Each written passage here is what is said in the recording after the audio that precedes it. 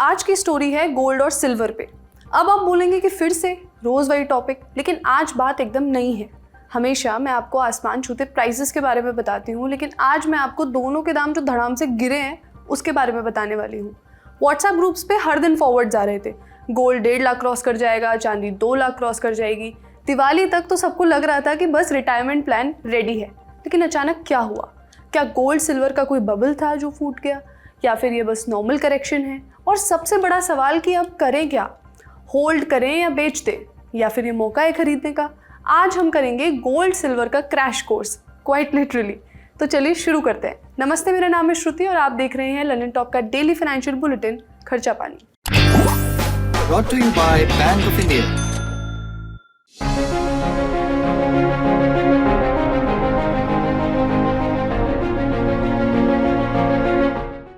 अक्टूबर 2025 को गोल्ड की कीमतें गिर गई। इकोनॉमिक टाइम्स की रिपोर्ट के अनुसार गोल्ड में 6.3% की गिरावट आई। ये गोल्ड की 12 साल में सबसे बड़ी एक दिन में होने वाली गिरावट थी। 2013 के बाद ऐसा नहीं देखा गया था। सिल्वर का हाल भी कुछ ऐसा ही रहा। ब्लूमबर्ग की रिपोर्ट बताती है कि सिल्वर में 8.7% की गिरावट आई। सिल्वर के लिए फरवरी 2021 के बाद की सबसे बड़ी गिरावट थी। भारत में भी असर दिखा। गुड रिटर्न्स के मुताबिक 22 अक्टूबर को दिल्ली में 24 कैरेट गोल्ड की कीमत 1,27,350 पर 10 ग्राम्स पर आ गई, यानी एक ही दिन में 3,380 रुपये की गिरावट। 22 कैरेट गोल्ड की बात करें तो 3,100 रुपये गिरकर 1,16,750 पर 10 ग्राम्स पर आ गया। सिल्वर भी 2,000 गिरकर 1,62,000 पर किलो पर आ गया। याद रखिए, बस कुछ दिन पहले ही हम ये बात कर रहे थे कि ये दोनों ऑल टाइम हाई पर चल रहे हैं। चलो, ये तो हो गई नंबर्स की बात। अब आते हैं असली बात पर कि इसके कारण क्या है। सबसे पहली वजह है प्रॉफिट बुकिंग। ब्लूमबर्ग की रिपोर्ट बताती है कि इस साल गोल्ड में 56% की बढ़ोतरी हो चुकी थी। तो जब कीमतें ऐसे लेवल्स पर पहुंच जाती हैं जो पहले कभी नहीं पहुंची, तो इन्वेस्टर्स और ट्रेडर्स को लगता है कि यार टाइम आ गया प्रॉफिट बुक करें। लगता है कि इतने प्राइसेस कभी नहीं आए, बेच देते हैं और प्रॉफिट कमा लेते हैं। और जब काफ़ी लोग एक साथ बेचने लगते हैं तो प्राइसेस गिर जाते हैं। दूसरी वजह है अमेरिका चाइना के बीच ट्रेड टेंशंस में कमी। अमेरिकी राष्ट्रपति डोनाल्ड ट्रंप और चीनी राष्ट्रपति शी जिनपिंग के बीच पॉजिटिव ट्रेड टॉक्स की खबरें आई थी। जब ग्लोबल टेंशंस कम लगते हैं तो लोगों को सेफ एसेट यानी गोल्ड की उतनी ज़रूरत नहीं लगती। तीसरी वजह है फिजिकल डिमांड में कमी। सैक्सो बैंक के कमोडिटी स्ट्रेटेजिस्ट चारू चानना ने बताया कि दिवाली के बाद भारत में फिजिकल डिमांड जो है गोल्ड की और सिल्वर की भी, उसमें थोड़ी कमी आई। धनतेरस और दिवाली पर जो खरीदारी का जोश था वो अब ठंडा पड़ गया। इंडिया जैसे बड़े मार्केट में डिमांड कम हुई तो असर तो होगा ही। सिल्वर के लिए एक एक्स्ट्रा वजह ये भी होती है कि इसमें इंडस्ट्रियल डिमांड का फैक्टर भी होता है। जब दुनिया में अर्थव्यवस्था को लेकर अनसर्टेनिटी यानी अनिश्चितता बढ़ती है तो इंडस्ट्रियल मेटल्स पर भी प्रेशर आता है, जिससे प्राइसेस पर असर पड़ता है। देखिए, जो हाल में हमने गोल्ड और सिल्वर का प्राइस रिडक्शन देखा, गोल्ड का जो प्राइस रिडक्शन है वो 5 से 6% का हुआ है और सिल्वर का जो प्राइस रिडक्शन है वो 12 से 15% के बीच में हुआ है। ये जो रिडक्शन है ये ट्रेंड रिवर्सल नहीं है, ये एक हेल्दी स्ट्रक्चरल पुल बैक है। और ये इसलिए डिप आया है क्योंकि लोग अपना जो प्रॉफिट बुकिंग कर रहे हैं उसकी वजह से ये पुल डाउन आया है, और जो लोगों ने ज़्यादा बाय करा हुआ था वो लोग अपना सेल कर रहे हैं गोल्ड। बट आज की डेट में भी स्पेशली गोल्ड के लिए स्ट्रक्चरल फैक्टर्स जो हैं वो पॉजिटिव हैं, जिसकी वजह से वो अभी भी बुल मार्केट के अंदर है। अब यहाँ पर 3 स्ट्रक्चरल फैक्टर्स हैं जो बहुत इंपॉर्टेंट है। पहला जो है वो जियोपॉलिटिकल टेंशंस हैं जो आज भी प्रेवलेंट है, चाहे आप वो रशिया और यूक्रेन की वॉर के बारे में बोलें, चाहे वो मिडल ईस्ट के टेंशंस के बारे में बोलें, या फिर यूएस के जो ट्रेड वॉर्स जो उसने अनलीश किए हुए हैं उनकी बात करें। जो दूसरा स्ट्रक्चरल फैक्टर है कि central banks around the world वो सारे के सारे गोल्ड खरीद रहे हैं। इनफैक्ट आरबीआई के पास आज की डेट में 13% रिजर्व जो है वो गोल्ड हो चुका है। और जो तीसरा फैक्टर है वो यूएस की खुद की मार्केट के ऊपर है। यूएस का जो डॉलर है वो वीक कर रहा है, जिसकी वजह से गोल्ड प्राइस और इंक्रीज कर सकते हैं, और आगे जाके एक यूएस के अंदर फेडरल रिजर्व का कट एक्सपेक्टेड है, जिसकी वजह से गोल्ड के प्राइसेस और ज्यादा ऊपर एक्सपेक्टेड है। तो अब सबसे बड़ा सवाल, आगे क्या ये गिरावट जारी रहेगी या फिर रैली शुरू हो जाएगी? एक्सपर्ट्स के अलग अलग व्यूज़ हैं।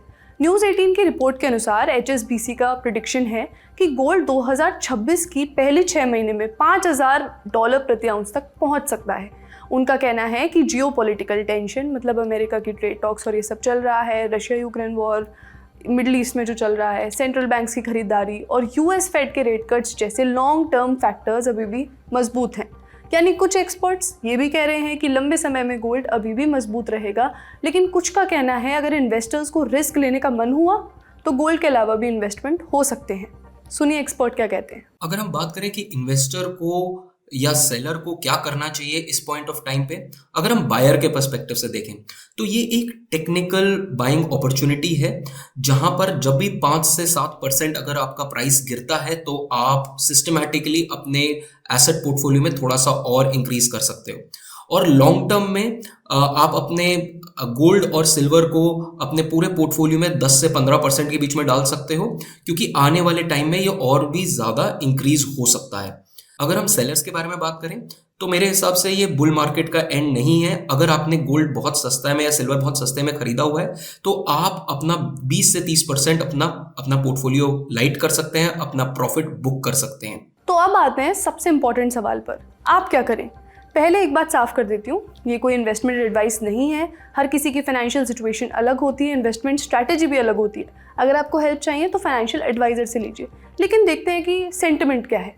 एक बात ज़रूर समझ लीजिए कि हाइप में मत फंसिए। 10 ईयर हाई, 12 ईयर लो, ये सब चलता रहता है, चाहे वो क्रैश की हाइप हो या रैली की। अगर आप बायर हैं तो टाइम्स ऑफ इंडिया में एक आर्टिकल आया था, उसमें एक्सपर्ट्स ने कहा अपने पोर्टफोलियो को देखिए, आपने जो भी इन्वेस्ट किया है क्या उसमें गोल्ड और सिल्वर के लिए जगह है, आपका एसेट एलोकेशन क्या कहता है। ग्रेजुअली खरीदिए, आराम से खरीदिए, एक साथ बहुत सारा पैसा मत लगाइए किसी भी चीज़ में। डिप्स यानी जब प्राइसेस कम होते हैं उसका इस्तेमाल करके थोड़ा थोड़ा इकट्ठा कर सकते हैं। अगर आप एक सेलर हैं, मतलब आपके पास गोल्ड है और आप सोच रहे हैं कि क्या बेचने का समय चला गया है, क्योंकि कीमत तो कुछ दिन पहले बहुत ज़्यादा थी, अब कम हो गई है, तो बिजनेस स्टैंडर्ड की रिपोर्ट के मुताबिक कुछ एनालिस्ट कह रहे हैं अगर आपके पास ज़्यादा गोल्ड है इन्वेस्टेड तो थोड़ा थोड़ा करके बेचिए, थोड़ा सा प्रॉफिट कमाइए, पूरा बेचने की ज़रूरत नहीं है, कुछ हिस्सा होल्ड करके रखिए, क्योंकि लॉन्ग टर्म आउटलुक भी गोल्ड का पॉजिटिव है। कोटक एएमसी के नीलेश शाह ने कहा कि पोर्टफोलियो का 10 से 12% हिस्सा प्रेशियस मेटल्स में रखिए, यानी गोल्ड और सिल्वर, बाकी इक्विटीज़ यानी स्टॉक्स में रखिए और दूसरे एसेट्स में डाइवर्सिफाई कीजिए, ब्लाइंडली मत खरीदिए। सुनिए एक्सपर्ट क्या कहते हैं। देखिए, अगर हम बात करें गोल्ड सिल्वर सिचुएशन की और उसका इम्पैक्ट इकोनॉमिक सेंटिमेंट पे क्या पड़ता है, गोल्ड और सिल्वर जो है वो इकोनॉमिक एंजाइटी दिखाता है, स्पेशली गोल्ड, कि जब भी दुनिया में ग्लोबल एंजाइटी होगी तो गोल्ड की तरफ लोग भागेंगे, क्योंकि वो एक सेफ हेवन वाला एसेट है। और इकोनॉमिक सेंटिमेंट कैसे दिखाता है, क्योंकि ये जो प्रेशियस मेटल्स हैं ये दिखाता है कि लोग जो हैं वो अपना कॉन्फिडेंस जो है नॉर्मल करेंसीज में कम कर रहे हैं, ट्रेडिशनल फाइनेंस सिस्टम में कम कर रहे हैं, और डी डॉलराइजेशन का ट्रेंड जो है वो बढ़ रहा है। और सिल्वर के लिए स्पेसिफिकली सिल्वर की शॉर्टेज हो रही है वर्ल्ड मार्केट के अंदर। ये दिखा रहा है कि सिल्वर का जो इंडस्ट्रियल डिमांड है वो बहुत ज़्यादा बढ़ रहा है, और ये इंडस्ट्रियल डिमांड बढ़ रहा है इलेक्ट्रॉनिक्स और सोलर मैन्युफैक्चरिंग यूनिट्स की वजह से भी। तो ये दोनों एसेट्स के लिए हम कह पा रहे हैं कि वॉलेटिलिटी ज़रूर है, बट विद अ बुलिश बायस। आज के खर्चा पानी में बस इतना ही। मिलते हैं अगले एपिसोड में। अपना ख्याल रखिए और देखते रहिए द लर्निंग टॉप। शुक्रिया।